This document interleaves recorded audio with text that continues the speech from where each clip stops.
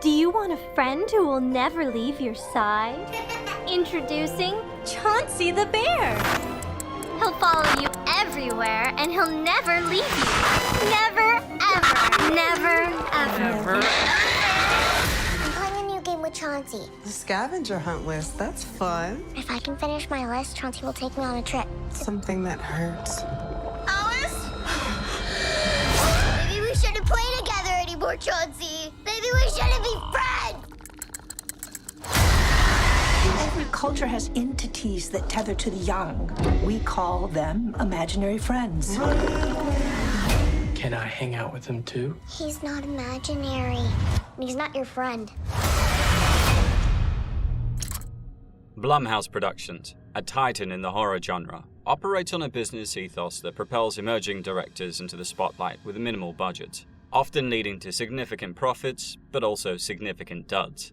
It's a cinematic quid pro quo. This approach has catalyzed the careers of directors such as Jordan Peele, Rob Savage, Mike Flanagan, and Christopher Landon, among others. However, the release of Imaginary, the studio's 8th film in a year, suggests a shift towards prioritizing quantity over quality. Directed by Jeff Wadlow, known for his Kick-Ass 2, Truth or Dare, Fantasy Island, and Bloodshot, Imaginary ventures to carve a niche with its antagonist, an imaginary friend called Chauncey the teddy bear. The film navigates through conventional horror motifs, creepy children, dysfunctional family dynamics, dimly lit basements with intermittent lighting, and old ladies with insight into the supernatural, all while attempting to weave in a narrative deeply rooted in trauma. Our protagonist is Jessica, an illustrator and author that grapples with her mother's death, a strained relationship with a supportive partner, her father's institutionalization accompanied by haunting dreams, work deadlines, the challenge of gaining her stepchildren's acceptance, and dealing with their mentally unstable biological mother. The character has so much to deal with, but the film spends so little time on all but a few that much of this rich backdrop falls by the wayside. And despite its best efforts, it struggles to elevate its portrayal of imaginary friends to a level of genuine terror. It commits a cardinal sin of horror by not being scary. The narrative revolves around Jessica's increasing concern over her youngest stepdaughter, Alice, and her unsettling attachment to Chauncey the teddy bear, unveiling a backdrop of parental anxiety and supernatural freakiness. Insights from Jessica's neighbor Gloria as to what is happening come from expository dialogue. With the film struggling to find an intuitive way of explaining the premise, it falls on Gloria to drop all the necessary information for us to understand what's happening in one scene. Honestly, if you want a tense creative thriller, then run away because this isn't it. The execution across the board is dull, with a narrative pace that drags, uninspired dialogue, and visually monotonous scenes that fail to captivate or scare you. Amidst the current discussions on superhero genre fatigue, Imaginary inadvertently suggests that Blumhouse's formula for horror, too, might be veering towards a saturation point, necessitating a re-evaluation of its trajectory to prevent a similar fate. It has long been believed that leap days don't have to play by the rules of real time. A day when the door between worlds is opened and a child's imagination becomes real. The film begins with Jessica, portrayed by DeWanda Wise, experiencing a terrifying nightmare. A monstrous entity, mimicking her father Ben, morphs into a ghastly spider, only for her to awaken and realize it was all a dream. Jessica, celebrated for her Molly Millipede children's book series, shares her life with her husband Max, a musician played by Tom Payne. Also with them are his two daughters, Taylor, a typical rebellious teenager played by Tegan Burns, and the younger, more impressionable Alice, portrayed by Piper Braun. Despite there being a warm relationship with Alice, Taylor's demeanor towards Jessica remains cold, with the teenager not keen to have another woman trying to replace their mother. The plot thickens as the family relocate to Jessica's childhood home, which triggers a series of unsettling events, beginning with Alice's formation of a bond with an imaginary friend, Chauncey. This seemingly harmless connection quickly escalates into a threatening presence in their lives, as Chauncey coerces Alice into performing disturbing tasks under the guise of cementing their bond, hinting at a perilous journey ahead. After the death of her mother, Jessica left following a distressing episode with her father, one that left her with physical scars and led to her entry into the foster care system. Despite this, her memories of the place were actually quite warm, hence why she wanted to raise her new family there. As Alice finds a teddy bear named Chauncey in a hidden part of the house, Taylor encounters a peculiar sight, an elderly woman, Gloria, played by Betty Buckley, peering at her from outside. Who left you all alone down here? Going out to look for her, she subsequently meets their neighbor Liam, portrayed by Matthew Sato, who has douche written all over him. Not literally, but figuratively. When Liam tries to court Taylor, Jessica highlights her stepdaughter was only 15. Unsurprisingly, this act of light-hearted protection only infuriates Taylor, increasing her bitter feelings towards her stepmother. At first, the family view Alice's imaginary friendship with Chauncey as endearing, overhearing the usually shy child coming out of her shell by talking to the bear, but alas, things are about to get imaginary. Their quaint family life is then disrupted when Gloria, claiming to have been Jessica's childhood babysitter, introduces herself. This stirs distant and murky memories for Jessica, whose recollections of her early years faded following her mother's demise. In fact, to her surprise, she's told that she almost convinced her babysitter that her imaginary friend was real. Your dress is so pretty. Thank you. The nighttime serenity is shattered when Jessica eavesdrops on Alice's tea party with Chauncey. Here, she overhears a mysterious woman's voice belonging to Samantha, the girl's mentally unstable mother, who unexpectedly attacks her. The altercation is halted by the intervention of the girls, culminating in a police response that has the mother sedated and transported back to a mental hospital. In the aftermath, Taylor reveals her secret communications with Samantha, believing in her mother's recovery, which led to her rocking up at their home. Jessica's attempt to bring comfort to Alice leads to a revealing conversation, suggesting Chauncey's connection to Jessica's own childhood imaginary companion. Amidst the unfolding chaos, the film explores Jessica's internal struggles with feeling like an outsider with her new family, and touches on her unresolved issues stemming from childhood trauma and a strained relationship with her hospitalized father. These personal battles are paralleled with the mental health challenges faced by the girl's biological mother. Without giving us much of an explanation as to whether he's in a band, is a solo musician, or even what instrument he plays, the film has Max leave for a few days, telling us he's on tour. And with Max gone, Jessica accepts guardianship of the girls, hoping that time together will strengthen their bond. As Alice engages in a scavenger hunt orchestrated by Chauncey, Jessica seeks closure by visiting her estranged father Ben in a nursing home. His declining mental state manifests in a violent outburst, with Ben gripping Jessica's wrist with alarming force, causing her to leave. At the same time, Taylor's decision to secretly invite Liam over stirs Alice's discontent, which in turn aggravates Chauncey.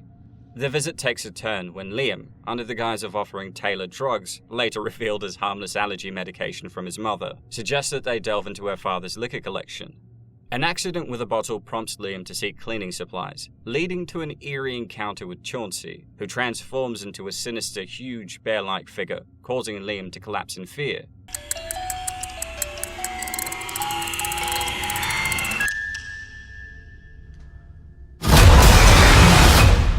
Of course, when Jessica discovers Liam, she angrily informs his mother and reprimands Taylor for her lapse in judgment. The relationship between Alice and Chauncey is initially a source of inspiration for Jessica, who gets new ideas for her next project. But her investigation into her damaged drawings, with heads meticulously removed, points to Alice's mischief. A heartfelt discussion ensues between Jessica and Alice, addressing the latter's behavioral issues as a reflection of her struggles with her mother's situation, drawing parallels to Jessica's own traumatic experience with her father. However, the conversation takes a surreal twist when Jessica realizes she'd been speaking to Chauncey disguised under the covers, not Alice. Upon examining the scavenger hunt left by Alice, Jessica uncovers items linked to disturbing themes. Something that scares you leads her to a jar of bugs. Something that will get you in trouble corresponds to the defaced drawings, and something that hurts. Spotting Alice outside and about to harm herself with a piece of wooden fence, Jessica intervenes just in time, preventing serious injury, but not before a nail grazes the girl's arm. Worried about Alice, Jessica enlists the expertise of psychologist Dr. Soto, played by Veronica Falcon, to evaluate the girl's interaction with her imaginary companion. During the session, which Dr. Soto documents on video, Alice appears to communicate on behalf of Chauncey, who begins to exhibit hostility by denouncing Jessica as a fake mother. A startling revelation occurs when Dr. Soto observes that the voice attributed to Chauncey emanates when Alice's lips aren't moving. In a private talk, Dr. Soto confides to Jessica her inability to perceive the bear, mirroring Taylor's earlier denial of seeing Chauncey. A review of the session's recording confirms the absence of any physical teddy bear, suggesting that only Jessica and Alice can perceive Chauncey's presence, who is, in effect, an imaginary friend. In an egregious breach of patient confidentiality, Dr. Soto further alarms Jessica with footage of a boy named Louis. Influenced by his own imaginary friend, Randy Rabbit, the boy endured a similar traumatic experience, marked by the ominous phrase, "never ever," a place that Alice said that Chauncey wants to take her. Ominously, the kid also disappeared soon after. You might assume the psychologist will want to get to the bottom of the similarities between Louis and Alice, but she instead just leaves, after giving her the number of another doctor. The narrative then takes a turn with Alice vanishing, prompting a frantic search by Jessica and Taylor through the suburbs. Scared for her sister, Taylor also confronts Jessica, attributing Alice's disappearance to the turmoil her arrival has brought upon their lives. While aiming to find her on her own, she bumps into Gloria on the street, who reveals a chilling connection between Jessica's past and the present. You see, Chauncey was Jessica's imaginary friend during her childhood, something that precipitated her father's descent into madness and consequentially led to Jessica's injuries. Gloria is also actually an author with expertise on imaginary friends, knowledge that proves crucial when the group attempts to invoke a spirit from another dimension. She reveals that multiple cultures speak of imaginary friends that feed off the imagination of children. While most are benevolent and accept when children eventually detach from them, some grow bitter and resentful. Furious that Jessica left him, Chauncey is now basically after Alice. At the same time, delving into her own past, Jessica uncovers a childhood drawing of a mystical realm she also dubbed the Never Ever. This causes her to rekindle memories by tracing over childhood scribbles in her room, just before Gloria and Taylor return. They deduce that unlocking the Never Ever, essentially where they think Alice now was, necessitates completing the scavenger hunt. And so, Jessica acquires various items, but faces hesitation at the something that hurts step, ultimately resolving to injure herself with scissors as part of the ritual. In spite of their efforts, the portal remains sealed until Jessica, in a moment of desperation, blames Taylor for Alice's disappearance, asserting she failed in her duty as a sister. The emotional turmoil from this accusation acts as the true source of pain that would be key to opening the door. Here the film eventually picks up momentum and veers into outlandish camp, injecting some much-needed energy and creativity into the narrative. Inside this fantastical domain, governed by the vibrant imaginations of its youthful denizens, and inspired by MC Escher if we're being honest, their quest to find Alice leads them to a door that reveals a pivotal event from Jessica's youth. We learn that her father had actually rescued her from the Never Ever, engaging in a dire confrontation with the being assuming Chauncey's identity to prevent it from reclaiming his girl. By staring into the entity's eyes, effectively exposing himself to the imagination of millions of children, Ben sacrificed his sanity to protect Jessica from the entity's clutches. Amid their exploration, Gloria, driven by a lifelong pursuit to understand the essence of imaginary friends, a quest ridiculed by her peers, deliberately seals their exit, entranced by the Never Ever's uncharted potential. However, her captivation is abruptly ended as Chauncey, in his monstrous form, ends her. Momentarily curtailed by doors that lead to the imaginary abyss, Jessica and Taylor ultimately discover Alice in a fantastical replication of their former urban apartment. Here, Alice, adorned as a princess amidst a sea of gifts, is accompanied by her mother Samantha. This forces the pair to do their best to disillusion Alice from the crafted fantasy, with Jessica eventually opening a portal to their escape using her imagination. However, as they attempt to flee, Chauncey's rage manifests in a monstrous pursuit. Despite her fear, Jessica combats the entity, blinding him in one eye, enabling her and the girls to escape his clutches. The family, now including Max, revisits Ben, prompting heartfelt apologies from Taylor and a poignant moment as Alice refers to Jessica as Mum. But this tender reunion is shattered by the realization that Jessica was still ensnared within the Never Ever's deceptive veil. You see, Chauncey aimed to entrap Jessica, leveraging Alice as a mere lure for his true prize, the unbridled imagination of Jessica the artist. Luckily, Taylor's daring return initiates a final showdown with Chauncey, who reveals his sinister spider form, which inspired Jessica's Molly Millipede children's books. As he nearly overwhelms Jessica, mirroring her father's fate, Alice's quick thinking with lighter fluid sets Chauncey ablaze. This effectively imprisons him and precipitates the destruction of their house as they narrowly escape. The aftermath finds Jessica, Taylor, and Alice seeking refuge in a hotel, their tranquility briefly disturbed by the sight of a child playing with a teddy bear, eerily reminiscent of Chauncey. Relief washes over them as the bear is claimed by a boy, yet his mention of an imaginary friend named Rufus and the camera's lingering gaze on the bear suggests the persistence of Chauncey's presence everywhere in the world. I should also point out that they don't help the kid or tell the mother to be careful, but just leave like Dr. Soto before them. For a movie that wants us to care about these three, it's got a weird way of ending the story with a joke that assassinates their characters and undermines the arc they just went on.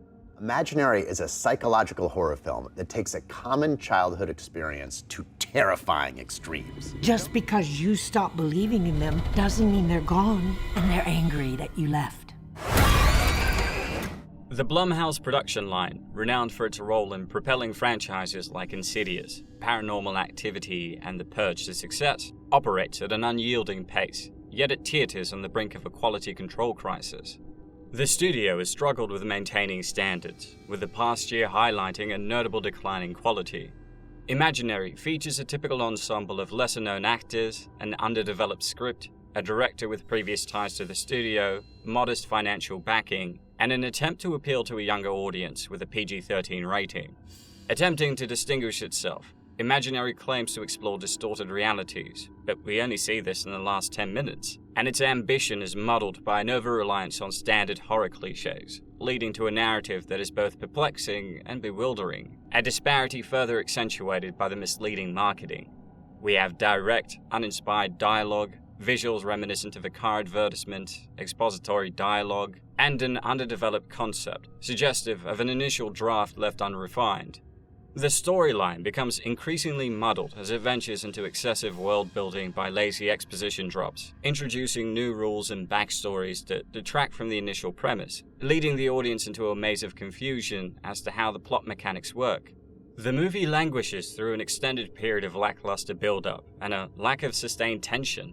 Jessica's relationship with her stepdaughters rehashes worn-out tropes without adding depth, and as Imaginary introduces Gloria, the film shifts from its horror premise into a tepid exploration of mythic science fiction. This leaves the notion of a possessed entity behind in favor of a narrative reminiscent of Coraline, with a mysterious door leading to an underworld realm filled with children ensnared by peculiar imaginary friends. The realm, caught between the aesthetics of the Haunted Mansion and 13 Ghosts, lacks the entertaining whimsy of either film and struggles to explain what this world is or how it works. The absence of genuine scares or any significant suspense renders the pace monotonous, with each potential moment of horror dissipating into unfulfilled anticipation.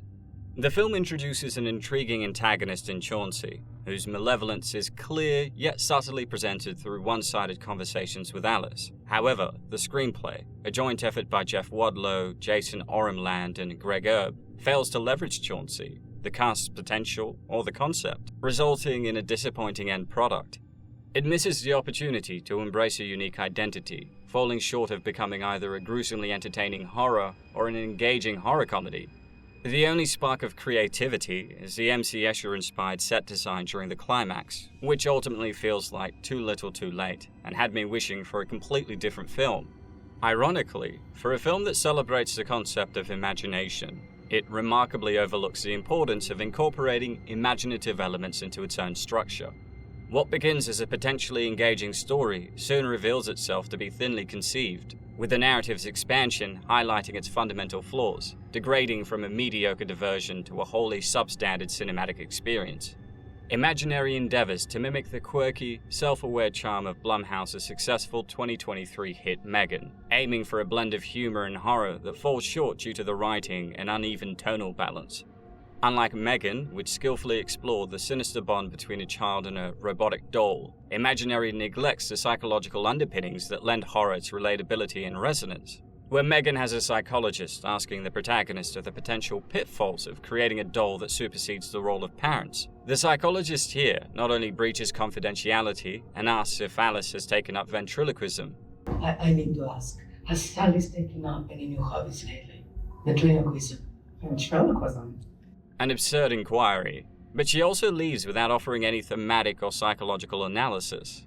Wadlow's third venture under the Blumhouse banner marks an improvement over his previous low-rated films, Truth or Dare and Fantasy Island, but they were pretty bad, so that isn't a commendation to be celebrated. For Jason Blum, Imaginary is merely another entry to Blumhouse, with modest financial goals that align with the minimal production investment, the Diet Coke of horror, as it were. Despite likely meeting its financial objectives, the film unmistakably falters and lacks any genuine thrills or scares to warrant its classification as a horror. You were always playing with your imaginary friend. When the connection was severed, the entity becomes enraged. I've been here too long. Chauncey's coming for you.